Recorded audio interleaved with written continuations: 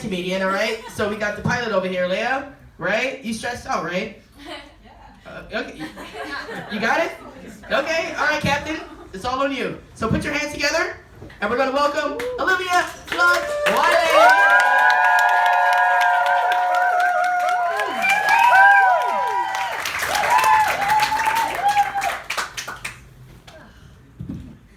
Everybody. Hi. So cute. Anybody say hi back to me on stage? Just to clarify, this isn't a conversation. It's about me. I've noticed a really interesting trend in the last year where people are like, I think God is a woman. And I always want to be like, don't put that shit on us.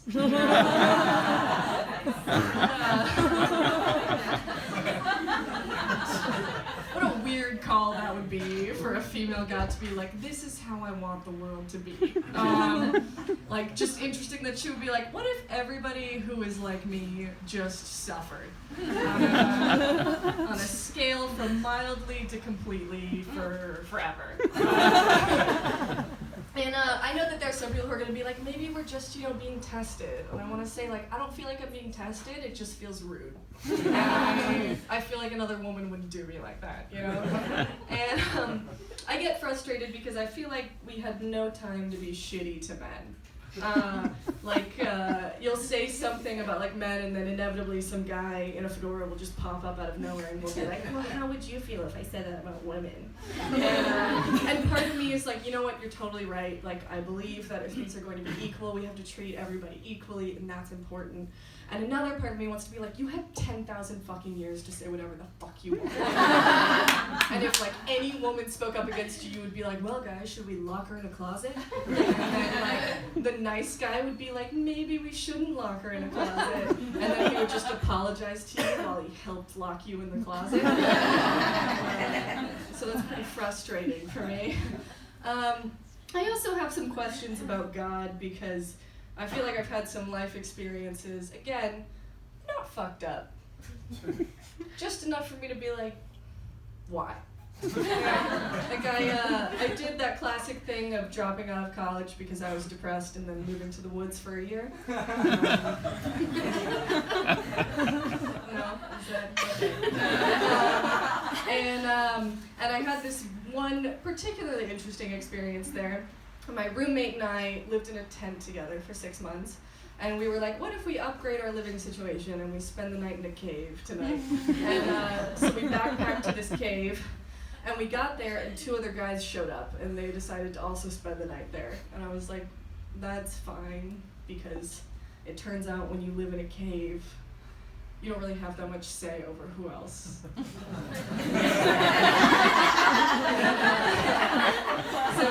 Then the worst possible thing happened, which is that my roommate decided she was really into one of the guys, and I was not into his friend.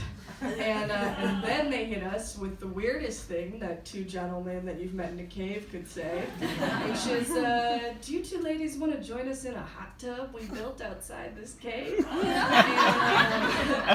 And part of me was like, let's see where this goes. And another part of me was like, that sounds awful. But I decided, you know what, I'm going to take one for the team. I'm going to let my roommate maybe get laid, and I'll sit in this cave. In this hot tub. And I was like, all right, Stephanie, you owe me $1,000. Let's go to the hot tub. So it was actually quite an impressive hot tub that they built. It was like a tub built into the side of the mountain with like a fire under it. When there was water running, they had a chimney set up. And we were all wedged in, because it was quite a small hot tub, because it was built in the side of a mountain by actual cavemen. And then one more time, the worst possible thing happened, which is that my roommate just started making out with the other guy, and I could instantly feel his friend's attention just turn to me. And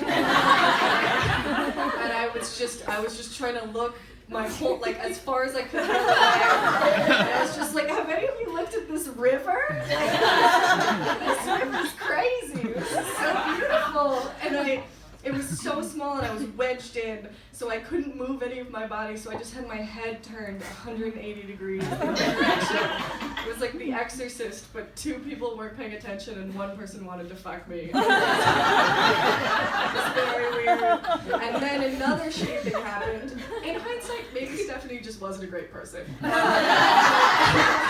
She was like, you know what, I'm just gonna go to the cave and I'm just gonna have sex with this guy. So she left with the other guy, leaving me and his friend sitting in the hot tub. And he hit me with the sexiest pickup line I've ever gotten, which was, "I'm clean. Do you want to have fun with me?" And I'm who I am, so I was like, no, thank you. Internally, I was like, that's your concern? And also, like, I'm just gonna take your word for it? Like, she was like, you know what, the reason this girl isn't into me is because she's worried I have STDs. Not because maybe she's just potentially not into me. I respect that kind of confidence. But it was upsetting at the time. And so then we're just sitting there. And I had been in charge of music for the evening. So I had put together this playlist of like very carefully curated, cool indie music that everyone was like really happy with. And I forgot that I had thought when I was making it, wouldn't it be hilarious if I just threw in a seminal 90s musical classic that we could all laugh about as we sit in this hot tub together.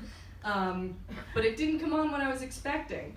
What happened is, as this band and I were sitting there stewing in hot water and rejection, I just hear these words. I hear Nathan Lane's voice saying, "I can feel what's happening," and they don't have a clue. And I was like, oh, I've made a terrible mistake. I could feel him just look at me, and then it continued. It's like, "They'll fall in love, and here's the bottom line." His mouth just drops open a little bit. "Our trio's down to 2. The sweet caress of twilight. There's magic everywhere. And with all this romantic atmosphere, disasters in the air."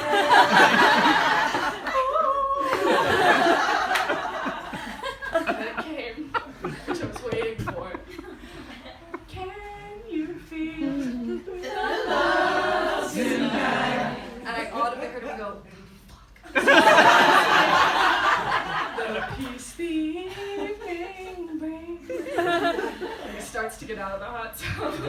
"The world for once." And I was like, it was a joke. Perfect harmony. All its living things. He's fully out of the hot tub by now.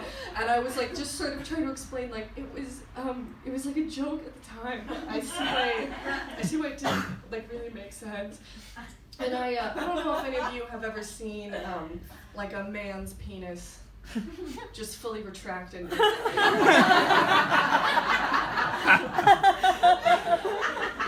he so thoroughly regrets the decisions that he's made. But I have, which was wild. Just the cherry on top to that night.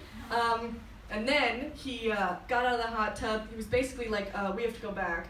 And I was like, "Well, we have to wait until my roommate's done having sex." And then I was like, or more accurately, "We have to wait until your roommate's done having sex." And then he was like, and then he kept getting dressed, and I was like, all right, I guess we're not in a comedy mood tonight. And then he like threw his clothes on and sprinted back through the woods to the cave. Like leaving me in the dark. I have no idea where we were. So I'm like putting my headlight on. I'm trying to throw my clothes back on. We'd been drinking a lot of red wine. I maybe had like just a skosh of acid that night. So